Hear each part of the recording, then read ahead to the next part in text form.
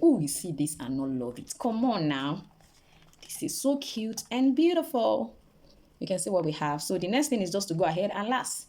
It's just to go ahead and last. So one of those things that I did was actually, I checked. The person I'm actually creating this for is somebody that I have access to. So what I did was, oh, yes, right there. I'm sure you want to know what I actually did to make this particular footwear suitable for my customer. Now, you're welcome to today's tutorial, and I'm your most wealthy shoemaking made easy tutor, Odzurule Mojibola. And in my last publication, I actually showed us how to create this pattern, and today I'm going to be showing you how to create the upper, how to last it, and a lot more. And I'm going to be giving you a simple trick on how you can actually create a perfect fit when it comes to your customer. In case you don't know, I'm having a free weekend class, although with a commitment fee. So if you're interested, let me know in the comment section. Are you new here? Please don't forget to subscribe to my channel and press the notification bell so that each time I upload a video, you will be notified. You know what you're gonna do for me now? Sit back. I'm gonna be right back. So today I'm gonna be using, again, another grade of synthetic leather.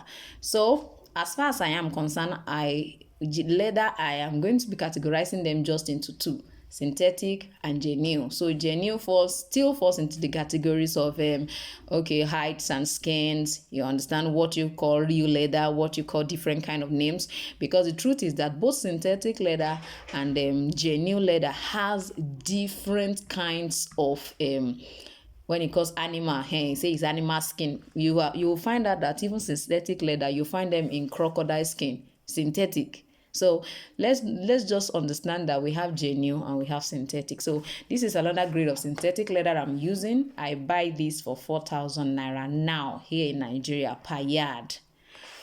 So, and it's a very good leather. It's something I've used very well. It keeps shining and shining and shining like that. It's not something that or normally when you use your hand to peel like this, it will start peeling. You understand? This is another test you can do for leather when you want to buy. Please use your hand. Probably it has a small nail. Just use it to scratch it and see what the result will be. If you see scratching, run. You understand? So that's another way. I see some people try to use their teeth to cut it off. For me, it's a no. My mouth is for eating and not for tearing things apart. So I'm going to be using this. And what do we do? So since it's like this, make sure you cut one this way, the other one this way, then another one this way, the other one this way. So that's the way you're going to cut. Especially if you look at it, find out that one is a bit longer than the other. So it's better for you to just cut them differently. So if you cut this, when you're through with this one, go ahead, turn it this way, draw it out, and then do the same thing on all of this.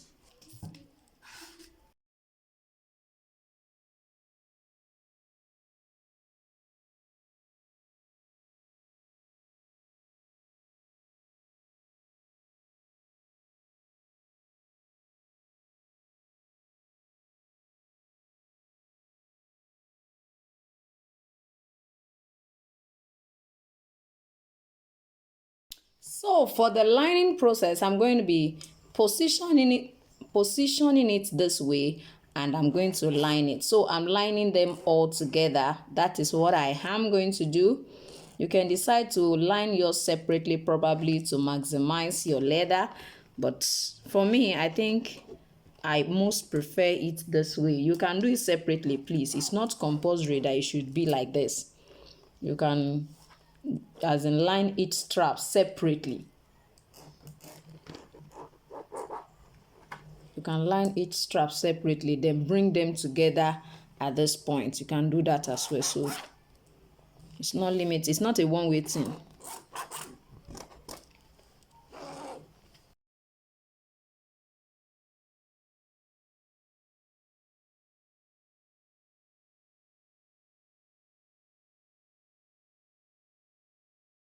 Now that I've applied the gum, personally, when I want to stitch, I don't apply my contact cement and adhesive on this side. What I do is I just apply this way. I leave it for about 30 seconds and then place it on it. I don't allow it to dry. If you allow it to dry, it will not be able to bond perfectly on it. So that is another technique if you want to maximize your contact cement adhesive. So when I want to stitch, that's when I do that. When I'm not stitching, of course you have to apply both on this and on your lining. So you can see what I have here. So I'm going to call them out all together. First of all, I'm going to stitch it. Yes, I'm going to stitch. I love to first of all stitch it. Then I'll come and show you what it looks like after stitching before we go ahead as in to place on this side our webbing tape. Like I told you, you can use a leather or you use your webbing tape as well.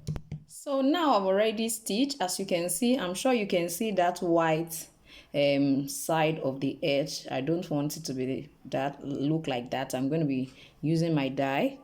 So your die, make sure it's not too much on your swab. So make sure it's not too much. So this one is just like a dabbing stick or a swab. So just swab it. So for the sake of those who do not know, we have a weekend shoemaking class. It's free, but it comes with a commitment field. My intention is to, take us beyond what we do on YouTube. So register now.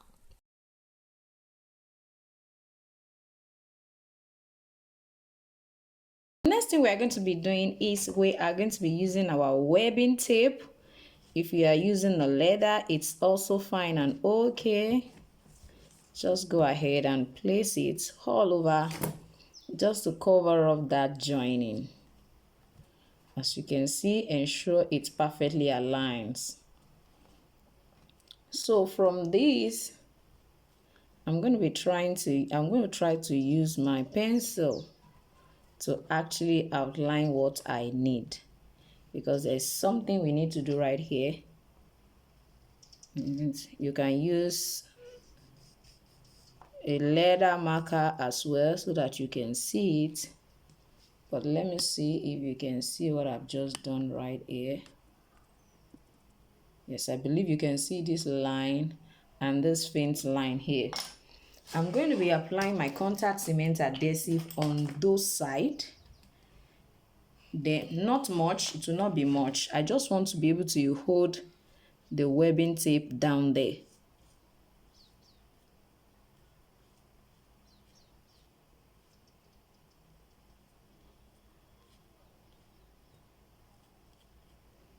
So you can see what I just did there, just exactly that small spot.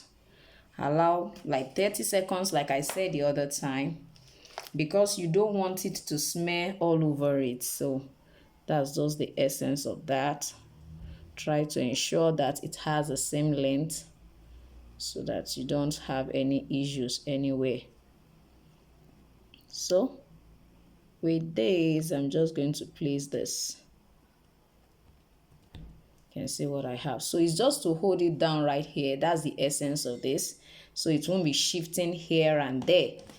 Of course, you can also do the same thing right here as well. So after applying this, you definitely have to allow it to stay for like 30 seconds since you did not apply on the second side. So just take your time to hold the webbing tape down. Now you can decide not to double your own webbing tape. You can cut the back off and just stitch. Why? Because the webbing tape is actually a strong one and it will be able to carry the weight of the whole footwear by the time you insert just the one at the front alone without the bag. So I'm just going to go ahead and stitch for us to see. So now you can see that I've stitched it. I didn't stitch this part. So another thing I need you to understand that it's not necessary that this one actually should be part of it. You can cut it out and then it will just be this side. Just make sure that you use a very good leather that will not cut easily. So for my webbing, I'm just going to go ahead and trim it off right here. Trim it perfectly well. I know somebody's asking, will it not fray? Yes, it can fray, but since my webbing is actually polyester, so I can easily use my lighter to seal the edge. So that side will not fray. It will just be there that way. So I can easily go ahead and at least I've covered this side, and then I can go ahead and insert my toe guard. This is the toe guard. It comes as black and then as one transparent color like this. So I'm going to be inserting it into it gently for me.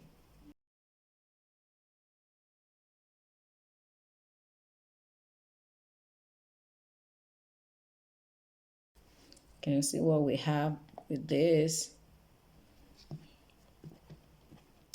So this side we need to turn it because it's supposed to be other way around.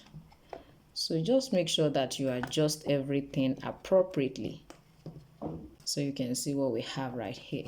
So this is actually not going to cut. If you are using a genuine leather too, of course it has to be a soft genuine leather. It should not be too hard or too thick so that it will not be inconveniencing the leg. But thank God for the toe guard. If you don't want to use a toe guard, you can as well use leather as your toe guard as well. So for this, we are going to just go ahead now. Now, for this particular, now my toe guard, I usually use between 2 centimeter to 2.5 centimeter for adults. That's what I do. And for children, I use 1.5 centimeter to 2 centimeter. I mean this width between 2 to 2.5 for adults, between 1.5 to 2 for children. So you can see what I have. As far as I'm concerned, adults start from around 35. You understand? So if you want to create for somebody who is 35, so just categorize that size as this particular one between 2 to 2.5. So you make sure that as the sizes increases, you can increase it, on the average is the range that I gave us. So it means that you can use 2.5, you can actually use 2.2, you can use 2, you can use 2.1 from size 35 upwards. So downwards, just use between that 1.5 and 2 and it will be perfectly well okay for them. Please don't forget I'm referring to this width here, from here to here. So now for this, we are still going to go through the same route of 5 by 3.5. So if you look at this, you find out that our 5 is exactly at the middle of this, but we have to consider the fact that their leg wouldn't be touching this part, so it's going to be inside. So that's the reason you have to bring your hand inside a little bit, so that by the time you are punching, you are going to be punching this side and not on top of this. So this is 5. Let's see what 3.5 looks like. This is actually 4. So we are going to just go ahead and use it that way. Just use it that way. Use this one as your yardstick. So just use it that way. Not necessary that it has to be here. Use it that way. Just use it like that, because their foot will be inside. They are, it's not going to be going around as much as this. So it's better for you to start from the inner part and then move to this side. So for this, I am going to be using my punch. I'm going to be using, what size am I going to be using? I'm going to be using about 3 or 2.5 centimeter. Now this is 3 centimeter. So I'm going to be using 3 millimeter. Now this is 3 and this is 2. You can decide to start with 2 just to be sure that you are not going to overcut. I mean 2 millimeter. The diameter of this is 2 millimeter. So you can start with 2. If it's too small, then you can move to 3. I think it's better like that than having your opening too wide.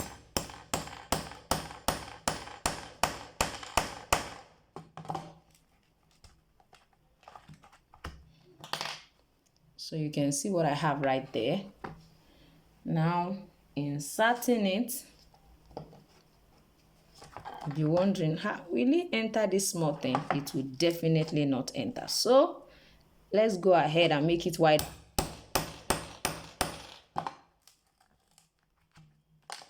Now the reason why I increase that width is just because I'm making use of this double sew. If it was just an ordinary EVA foam, this would be perfect. Except I want to use about 2.5. So inserting it,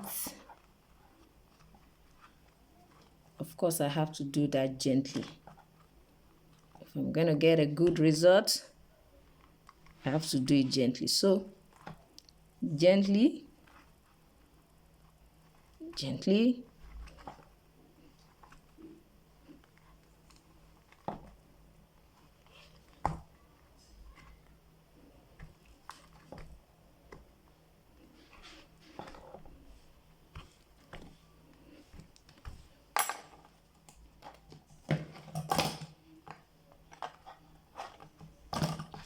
can see what we have here. So I have to make sure that I arrange all this.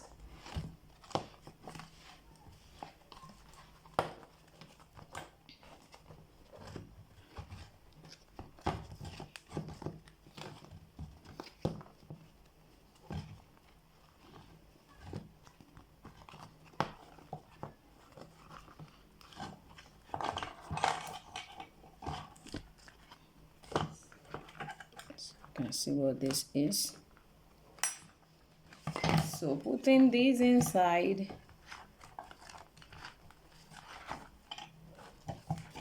yes, you can see what this looks like. This is so cute and beautiful. See, you have to pay attention to your lace. Make sure it doesn't tilt, or else the foot will be tilting as well. Oh, you see this and not love it. Come on now. This is so cute and beautiful. You can see what we have. So the next thing is just to go ahead and lace. It's just to go ahead and lace. So one of those things that I did was actually, I check the person I'm actually creating this for is somebody that I have access to. So what I did was to check what size exactly the person wears, because I found out that the person wears this particular style.